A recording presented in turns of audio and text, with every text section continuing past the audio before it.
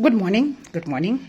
Since I stopped being the resident sexologist discussing bedroom issues, I decided to become your sensologist. Let me give you some sense.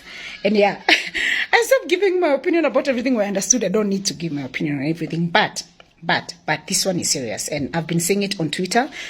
And I want to talk about it because I have had real life experiences with addictions. And I know what addiction can do. And what Nyakundi is doing, what Lynn, they're trying to do is really important. So I'm going to put in my weight on it. Because number one, addictions are real. Gambling is an addiction. Betting is not controlled in our country. And it's really affecting lives. And that's a crisis. That's a problem. When I worked for one of the biggest Swahili stations, yes, if you know where I worked, you will follow me this story. One of the biggest Swahili stations, yeah. I joined, I was naive. I had never experienced that thing of lying to listeners. Honestly, I hadn't. And I thrive on the truth. So you can imagine, I got in there and literally we were told we were giving money on air. So it was every day like 50K, 200K. Bro, me I was like, we're giving this money for real. But then I was told before we start giving the money on air, we have to meet the client on the side. So I was like, but I thought the client goes through the station. Oh yeah, he goes through the station, but he needs to meet you to explain to you how we give the money. Guys, this is serious and it's so true and so sad, yeah? I'm laughing because it was just surreal. We met the client. He tells us, I want you to go on air and say you're giving money, but people have to send an SMS to this number. Now, what happens when you send that SMS to that number? You get subscribed to things you don't know. They say the SMS is free, but this SMS starts cutting money from your account. This same SMS send you betting links. They send you, like they are number harvesting.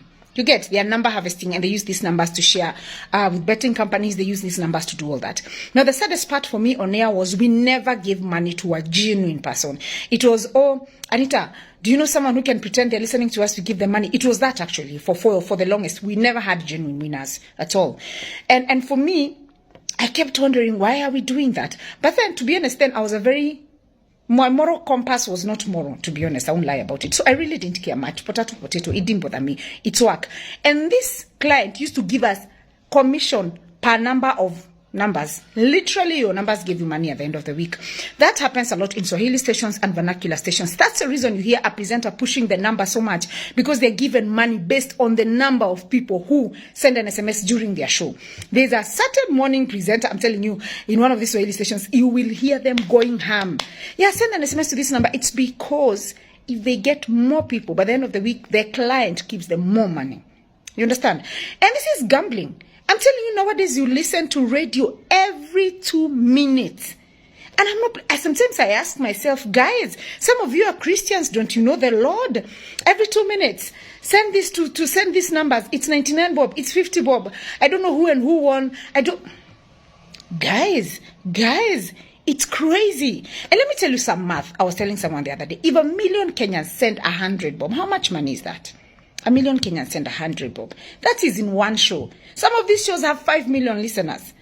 You know, you're talking to masses, you're moving masses, and you're misusing the microphone for the wrong reasons. You're supposed to be educating, entertaining, informing, changing lives, not getting people into gambling. Someone needs to call this out. People are addicted. People are struggling. People are committing suicide because they have lost everything. Every single thing. When did media become the hand that bites? When? We complain every day that Kenya is a bad country because we have bad leaders. We have bad Kenyans. It's a shame that we have bad Kenyans. We have bad people. And we are tolerating it. We need to get tired.